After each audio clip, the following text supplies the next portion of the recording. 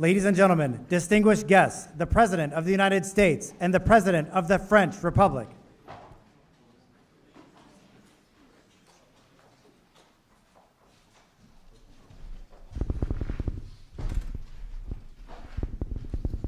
Everyone, please take a seat if you have one.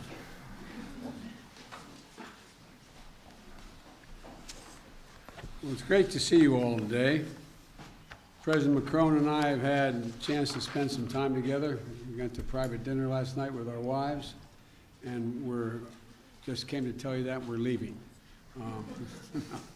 But it's wonderful to have him here. We've had great conversations and always appreciate the opportunity to share ideas with you, Mr. President. And I especially enjoyed our time that Jill and I and Brigitte had last night in our visit. First time I've gone to dinner, a private dinner in Washington in a long, long time. And but I had the protection of the French government with me. But all kidding aside, France is one of our strongest partners, and historically, but one of our strongest partners and our most capable allies. And Emmanuel has also become a friend, in addition to being president of that great country. And we share the same values, and we remain the core common agenda that we address all challenges together. And occasionally we have some slight differences, but never in a fundamental way, so thus far, at least as long as I've been in Washington, and that's been more than a couple of years. Today, we reaffirm that France and the United States, together with all our allies, all our NATO allies and European Union and G7, stand as strong as ever against Russia's brutal war against Ukraine. We talked a lot about that in our bilateral meeting. And we'll continue to strong support to the people of Ukraine as they defend their homes and their families and their sovereignty and territorial integrity against Russian aggression, which has been incredibly brutal. I knew Russia was, but I didn't anticipate them being as brutal as they have been and what they've been doing. Many of the reporters in this room have been there themselves and covered from there, and they know what it's like. Today, we reaffirm that, as I said, we're going to stand together against this brutality. And we'll continue the strong support for the Ukrainian people as they defend their homes and their families and their nurseries, their hospitals, their sovereignty, their integrity, and against Russian aggression. And I want to thank you, Mr. President, for welcoming that the people of France have given to over 100,000 Ukrainian refugees. It's a mark of who you are as a people. And they're fleeing Putin's just barbarism. Putin thinks that he can crush the will of all those who oppose his imperial ambitions. But attacking civilian infrastructures in Ukraine, choking off energy to Europe, and to drive up prices, exacerbating the food crisis, that's hurting very vulnerable people, not just in Ukraine, but around the world. And he's not going to succeed. President Macron and I have resolved that we're going to continue working together to hold Russia accountable for their actions and to mitigate the global impacts of Putin's war on the rest of the world. The United States is helping Europe diversify away from Russian natural gas in the immediate term, and while accelerating our clean energy transitions, and we're going to continue working in close partnership with Europe as we move forward. I welcome the progress we've already made in many of these issues through the US-EU Task Force on Energy Security. And today, we also committed to deepening cooperation between France and the United States on civil nuclear energy through our bilateral clean energy partnership. Around the world, France and the United States are working to strengthen stability and security. We share the vision, the same vision in the Indo-Pacific. We're looking for one Indo-Pacific that's free and open, prosperous and secure. And we're going to continue to strengthen our cooperation to defend core international principles in the Indo-Pacific, including freedom of navigation and freedom of overflight. We're working together to support the Middle East that is more integrated, peaceful, and prosperous. And we want to particularly thank President Macron for his efforts to help bring about the historic maritime boundaries agreement between Israel and Lebanon. We also stand with the people of Iran. And then the French and the United States are working together and hold accountable those responsible for the human rights abuses to counter Iran's support for Russia's war and to ensure that Iran does not ever acquire a nuclear weapon. And as we in the United States are looking forward to hosting the upcoming U.S.-African Leaders Summit, President Macron and I understand Africa's influence and importance, and he has much to add. France has much to add. We're also going to deepen our engagement, listening to and working with our African partners to help strengthen the governance and security and economic opportunities across the continent and to tackle the global challenges of our time. Our partnership also extends to cooperating in outer space, from coordinating defense of our space activities to strengthening scientific efforts to monitor Earth's changing climate. And we had a detailed discussion of the Inflation Reduction Act. I know none of you are curious about that, but we did talk about that a good deal. The United States and Europe share the goal of making bold investments in clean energy to meet the challenges of the climate crisis and to build the industries of the future, including batteries and green hydrogen. We agreed to discuss practical steps to coordinate and align our approaches so that we can strengthen and secure the supply chains, manufacturing, and innovation on both sides of the Atlantic. We ask our teams to follow up on this part as ongoing U.S.-EU consultation continues, because we can work out some of the differences that exist. I'm confident. France and the United States are also leading efforts to strengthen the global health and global health security.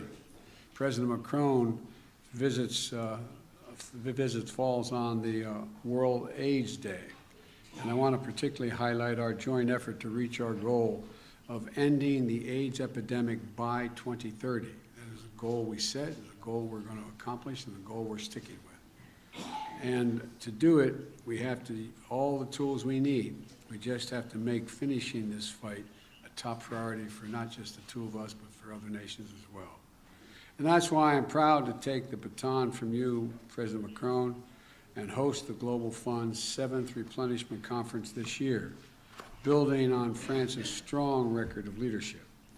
We've raised $15.7 billion with the United States and France as the two largest contributors to the Global Fund, and it's going to save millions, literally millions of lives. If I listed all the areas where cooperation between France and the United States were delivering meaningful progress, we'd be here until dinner time.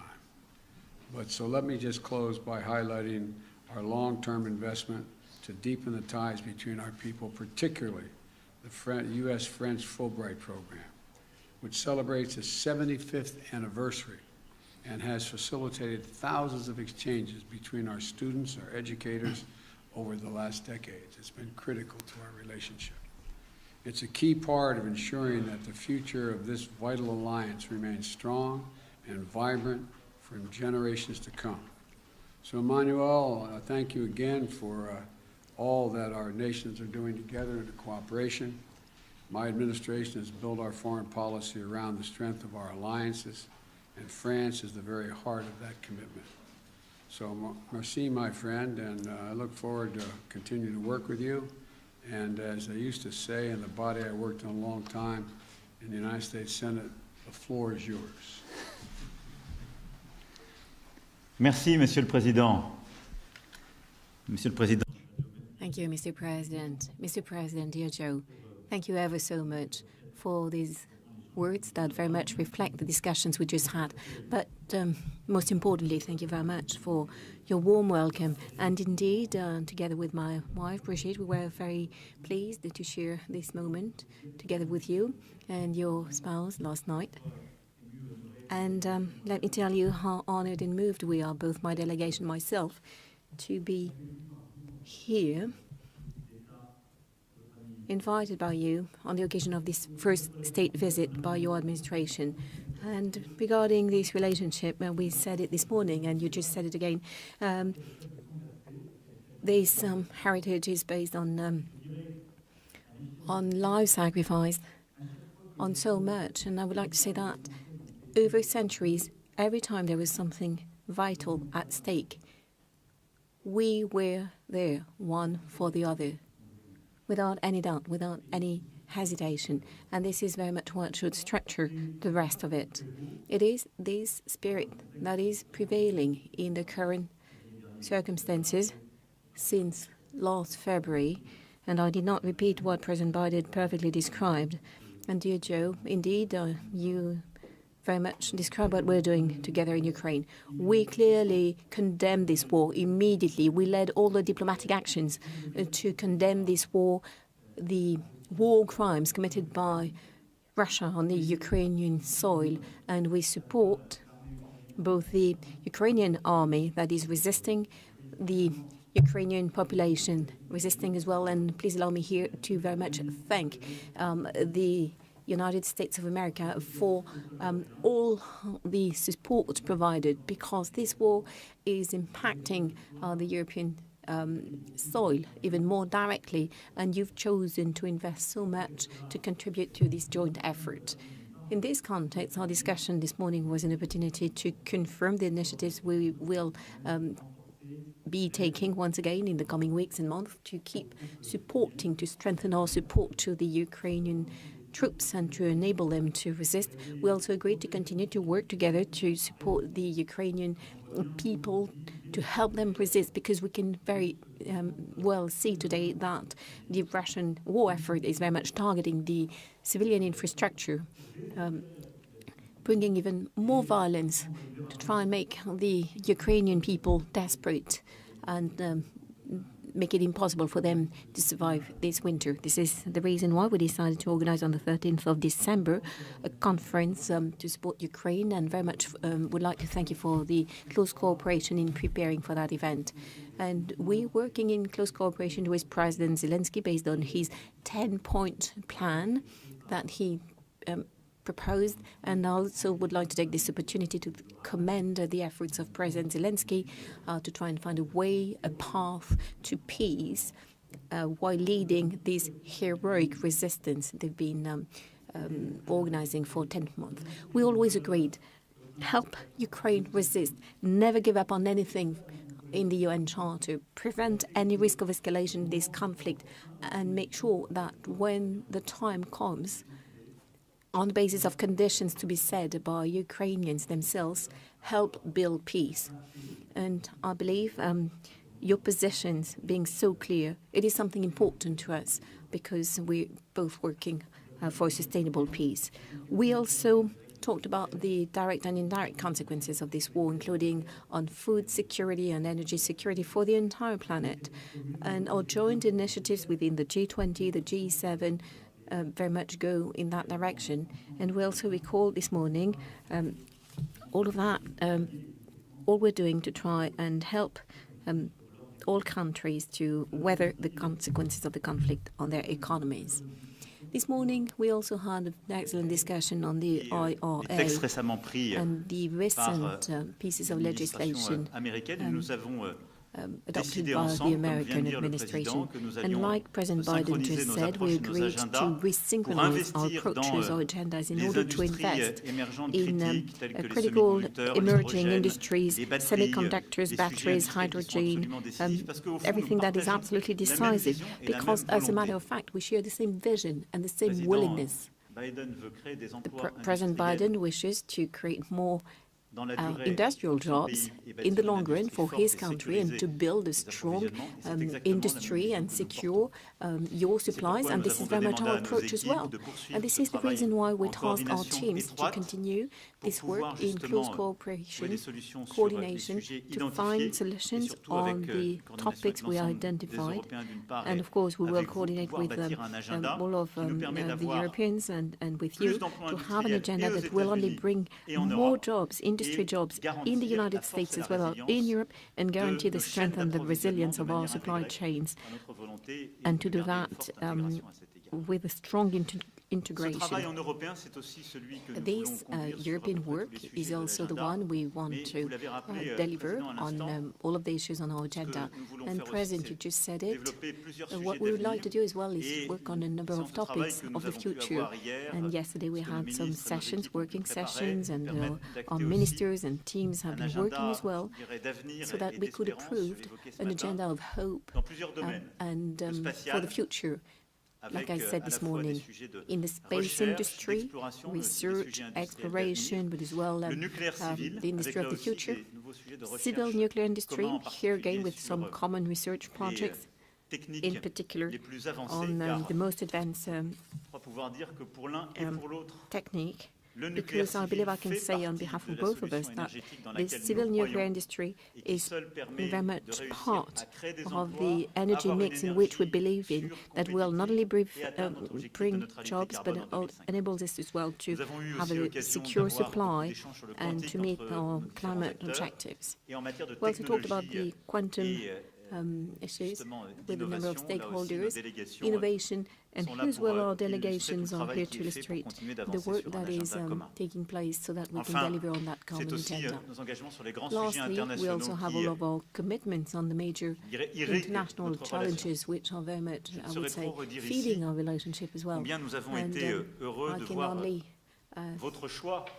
tell you once again how pleased we were with your choices that very much match your history and your campaign commitments. The fact that you're back on major international challenges such as health and climate, it is really a new deal. And we've been resisting for a number of years, and now we're being able to re-engage with you. And on this day of World AIDS Day, as well, we are very much continuing to work to deliver by 2030. And I would like to say how much has been achieved by both our countries, which are major contributors to the Global Fund, to deal with, of course, eradicate AIDS, but also malaria and a number of other diseases for the benefit of the most fragile populations. And the same goes in our relationship when we're doing everything we can to deal with climate change and biodiversity. Of course, we want more innovation, we want to promote solutions on climate change, but we also very concretely acknowledge a number of initiatives in this respect on the occasion of this state visit. It is about finding a new financing means for the most fragile countries, emerging countries, to support them on both development and climate change. And in this respect, you will be playing a key role in the summit we intend to organize next summer, le Nord et le Sud, qui s'inscrit pleinement d'abord dans la logique de ce que nous avons fait ensemble pour réallouer plus de moyens vers les pays du Sud, mais aussi de l'agenda de réforme de nos institutions multilatérales, financières, qui est indispensable pour réussir cet objectif, en particulier réforme de la Banque mondiale et amélioration de nos instruments financiers existants. Et puis en matière de biodiversité, nous avons eu l'occasion hier de parler avec le caucus compétent. Nous avons eu des discussions à plusieurs reprises ensemble. Notre volonté est là aussi d'avoir un agenda extrêmement ambitieux et en particulier nous œuvrerons ensemble pour préparer le One Forest Summit qui se tiendra sur le sol africain au Gabon la fin du trimestre prochain. Ce sujet étant aussi au cœur de ceux que vous voulez soulever avec les États africains que vous accueillerez dans quelques jours à Washington. Et donc là aussi, sur ce volet, il y a une forte convergence entre nos vues. Enfin, nous continuerons d'être engagés ensemble dans la lutte contre le terrorisme et pour la paix. En étant à vos côtés, j'ai évidemment une pensée pour nos soldats qui sont tombés en Afghanistan, au Proche-Moyen-Orient, en Afrique, durant ces dernières années, pour se battre pour la sécurité de ces régions du monde et de nos pays. Et je veux ici encore vous redire notre engagement. Nous continuons à être engagés dans notre coalition internationale Proche et Moyen-Orient à travers notre action militaire, et nous continuerons de l'être de manière très étroite, car nous n'avons pas fini ce combat. Je pense qu'il est important de rappeler à tous nos alliés et tous nos partenaires, nous devons continuer d'agir contre le terrorisme islamiste dans le Proche et Moyen-Orient. Cet agenda n'est pas terminé. Je voulais vous remercier aussi pour l'aide précieuse que vous nous avez apportée durant toutes ces dernières années et que vous continuez de nous apporter dans la lutte contre le terrorisme au Sahel et en Afrique de l'Ouest. Cette aide est précieuse et nous a permis ces dernières années, y compris ces dernières semaines, d'avoir des résultats extrêmement concrets. And that enables us to Donc, have nous some very continuerons là concrete aussi results, d'œuvrer including ensemble. over the Je past pourrais few weeks. également passer and we'll l'après-midi continue de to concert avec work vous à together. égrener tous les I sujets could sur lesquels carry nous on travaillons ensemble, during the de entire l'Indo-Pacifique afternoon. et plus We could talk about particulièrement the la réorganisation Indo-Pacific, de notre présence the dans way, l'océan Indien. particularly, Je voudrais avoir un reorganizing mot our pour, presence in the Indian au Ocean. fond, peut-être remettre les choses dans le bon ordre.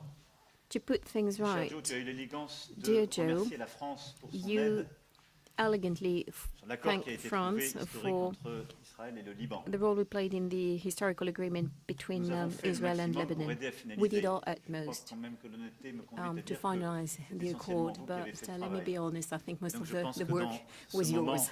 c'était un travail So essentiel I think et je veux tout it particulièrement was vous en remercier pour le the Liban work qui of nous the est si utmost cher importance, et and qui avait besoin de Lebanon is cet so accord dear to us, and au-delà they des needed sujets qui this sont au cœur de accord l'agenda libanais pour les prochaines semaines et les in prochains the mois. context Voilà, of mesdames et everything messieurs, ce que that je souhaitais is dire. still on the Et agenda pour for finir, Lebanon in the coming weeks and months. je souhaitais vraiment Ladies remercier and le gentlemen, président I very Joe much Biden parce que meant ce to qu'il a thank dit, je peux President Biden le dire à son endroit. because Ce n'est pas what simplement un he said, dirigeant I avec can lequel say nous it as partageons well. You're beaucoup de not valeurs, just a leader with combats, whom we c'est share des gens avec lesquels many nous avons values, many des battles. discussions très franches et You're très someone directes, with whom we respectueuses et are having some very engagées sur frank tous and les sujets. respectful C'est aussi discussions devenu un on ami any topic. et je And tenais à te remercier you pour also became a l'accueil friend. qui nous est fait, And so, l'honneur qui nous est fait, thank you ever so mais much surtout for this warm welcome l'importance dans and ce moment for the de pouvoir passer du importance temps of ensemble et being prendre des able to décisions pour spend notre some avenir time commun. together Merci now. infiniment. So important for our joint future. Thank you. Well, thank you, Emmanuel. I began to refer to him privately as my closer. That deal with Lebanon and Israel, we did negotiate, but we needed a closer to get the job done, and you did it, and thank you very much. All right, we're going to take, we're each going to call on two people, a total of two people, a total of four all told. And the first questioner is going to be from AFP, Miss End. Thank you, Mr. President. I would have a question for you and one for the French President, if I may. And to you first, you now say that you are going to better coordinate, especially your green economic policy. But yesterday, Emmanuel Macron said that the Inflation Reduction Act is in fact super aggressive, I quote, for European companies. Does it mean that you are ready to grant exceptions, exemptions of derogations to European industries?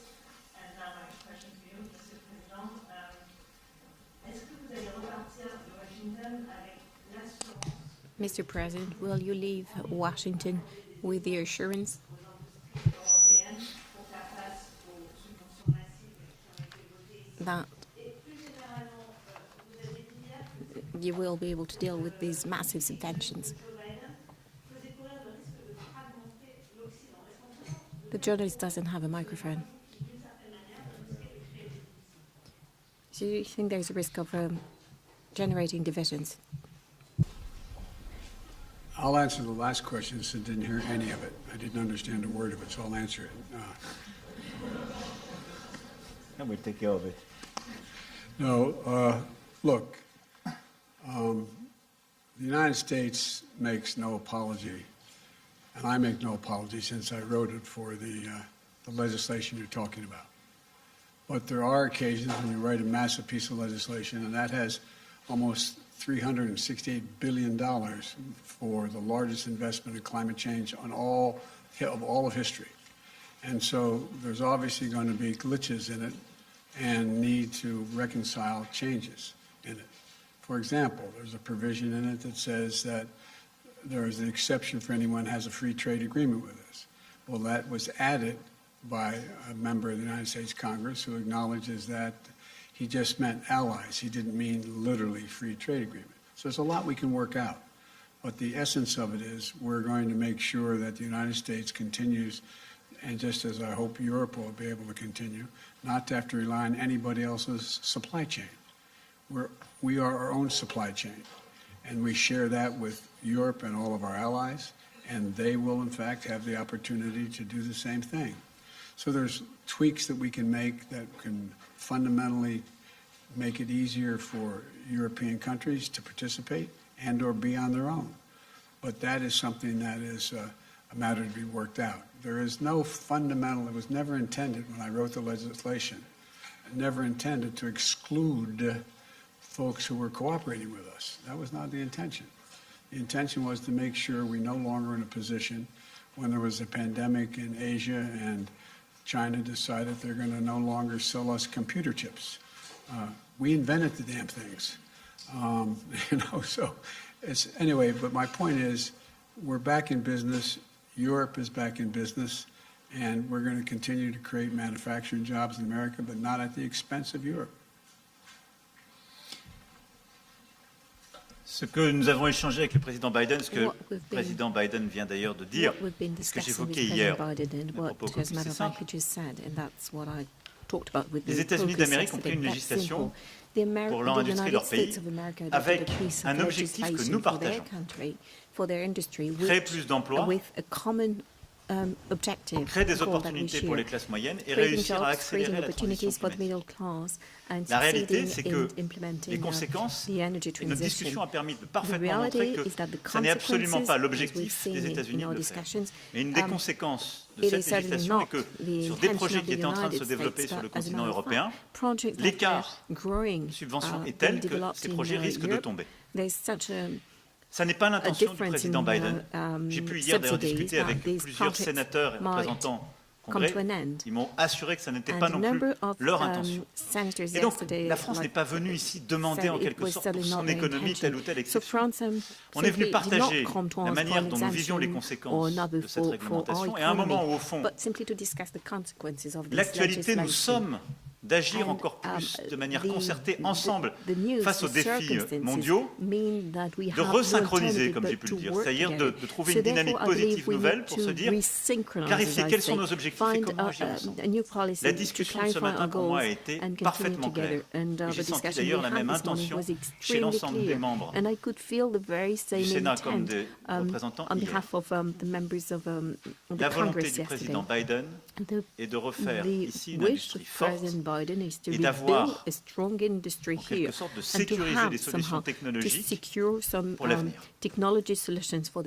La France veut exactement la même chose pour elle-même. Et nous nous battons jour et nuit depuis un peu plus de 5 ans pour faire la même chose dans notre pays, ce qui nous a permis de stopper près de 15 ans de désindustrialisation en France et de recréer des emplois industriels et des solutions dans notre pays. On veut juste continuer de faire cela. Et donc on va le faire ensemble, c'est pourquoi nous avons décidé, en lien avec les autres Européens, la Commission européenne, d'avoir un travail qui doit être un travail maintenant technique pour que, en quelque sorte, ces effets en domino qui pouvaient exister sur les projets qui étaient en train de se développer en Europe soient réglés. On veut réussir ensemble, pas l'un contre l'autre. Ça a été clair, c'est ce qui ressort de ce matin. Et c'est exactement la philosophie que je partage. C'est celle dont nous avons besoin. Bonjour messieurs les présidents, William Galibert pour la radio RTL. Pour compléter la question de ma collègue, monsieur Biden, en français on dit qu'il n'y a pas d'amour, qu'il n'y a que des preuves d'amour. Est-ce que vous avez l'impression que votre ami français repart entièrement rassuré, que vous avez rassuré sur les questions économiques vos alliés européens? Et puis, pourrait-on avoir quelques précisions supplémentaires? Est-ce que vous vous êtes fixé, monsieur Macron, des échéances précises pour ces discussions économiques, des secteurs précis sur lesquels vous attendez peut-être des aménagements des politiques économiques américaines? Pour être très clair, d'abord, nous avons un travail en européen qu'on va faire. C'est que sur les semi-conducteurs, l'hydrogène, les batteries, notre industrie, on va continuer d'avancer en européen. Et nous ne sommes pas là pour, en quelque sorte, demander des preuves d'amour. On était là pour se mettre d'accord sur une stratégie et clarifier les choses qui méritaient de l'être. Je considère que la discussion l'a fait. Maintenant, nous avons notre propre travail. On ne peut pas demander aux États-Unis d'Amérique de prendre une loi pour régler les problèmes de l'Europe. Donc nous, en Européens, on doit aller plus vite et plus fort pour avoir la même ambition et réussir justement à se mettre aussi en synchronie. Et de l'autre côté, nous avons clarifié aujourd'hui les choses. Il y a plusieurs déjà forums de discussion qui existent. Et c'est dans les prochaines semaines et les prochains mois que nous allons clarifier ça. Mais ça va assez vite, parce qu'en fait, nos projets sont en train de se développer. Donc, pour moi, il y a une grande clarté stratégique dans les échanges de ce matin. Il y a eu beaucoup de sincérité, beaucoup de franchise. Et donc à partir de là, je considère que les discussions des prochains jours qu'il y aura déjà avec la Commission européenne, les discussions qu'on aura dans les prochaines semaines, en lien étroit avec nos partenaires allemands, nos autres partenaires européens et la Commission et l'administration américaine, vont permettre de clarifier sans difficulté ce sujet. Je repars confiant, mais aussi lucide sur ce qui est aussi à faire du côté européen. Confident, but as well lucid as to what remains to be done on the European side, which is a good thing. I'm confident. It's my answer.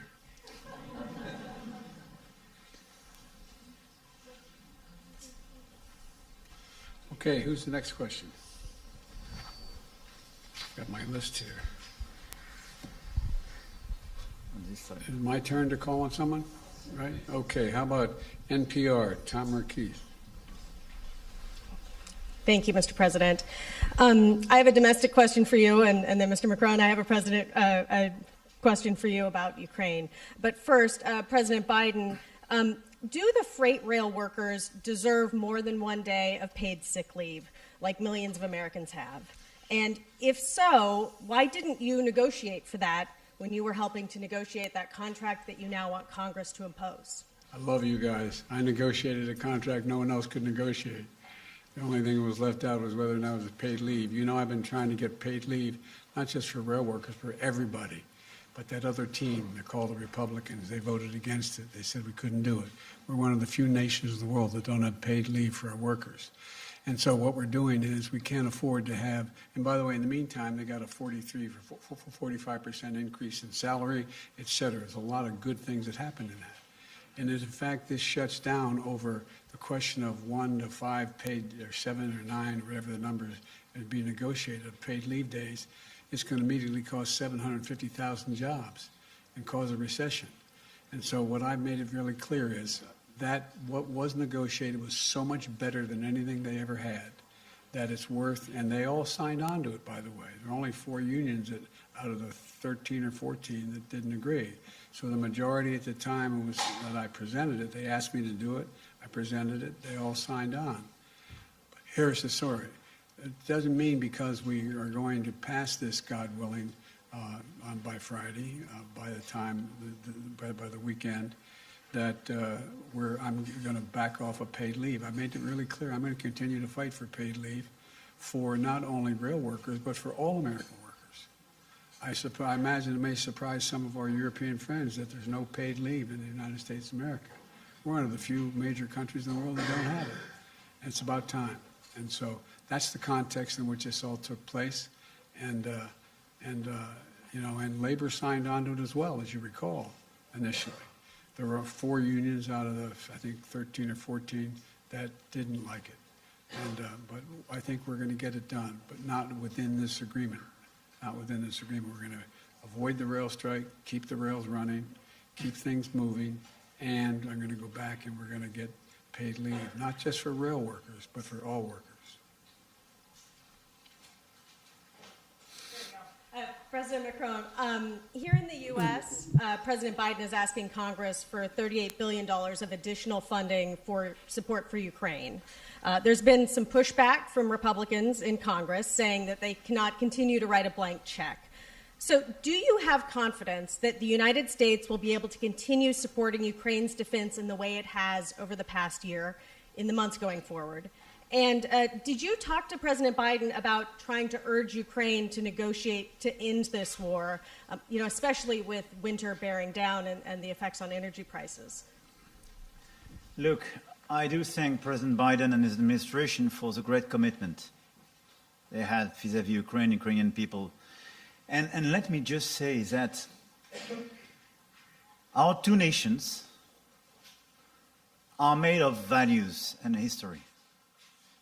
And what is at stake in Ukraine is not just very far from here, in a small country somewhere in Europe, but it's about our values, and it's about our principles, and it's about what we agreed together in the UN Charter, protecting sovereignty, in territorial integrity. And this is why I do believe that having the US strongly supporting the Ukrainians in that time is very important, not just for the Ukrainians. For the Europeans, we are. This is why we do thank you for this solidarity. But for the stability of our world today. Because if we consider that we can abandon the country and abandon the full respect of these principles, it means that there is no possible stability in this world. So I think it's extremely important to have you so much committed. So I'm confident because I think your people and your representative do endorse and understand these objectives. We will follow up our own support. We increased our military support. We increased our economic support. We are increasing our humanitarian support. And for the second question you raised, let me tell you that we will never urge the Ukrainians to make a compromise which will not be acceptable for them. Because they are so brave and they defend precisely their lives, their nation, and our principles. And because it will never build a sustainable peace. If we want a sustainable peace, we have to respect the Ukrainians to decide the moment and the conditions in which they will negotiate about their territory and their future.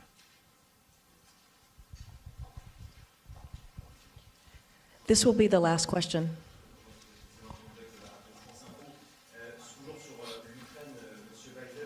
Emmanuel Macron doit s'entretenir dans les prochains jours, les prochaines semaines avec Vladimir Poutine. Le lien est maintenu depuis le début de la guerre. Vous n'avez pas toujours été d'accord avec cela. Est-ce qu'aujourd'hui, vous approuvez l'approche du président français? Une deuxième question pour vous deux, alors que la guerre en Ukraine semble aujourd'hui à un tournant. Est-ce qu'il vous semble réaliste que le président Zelensky conditionne l'ouverture de négociations à un retour, je veux dire, dans le giron ukrainien de la Crimée? Merci.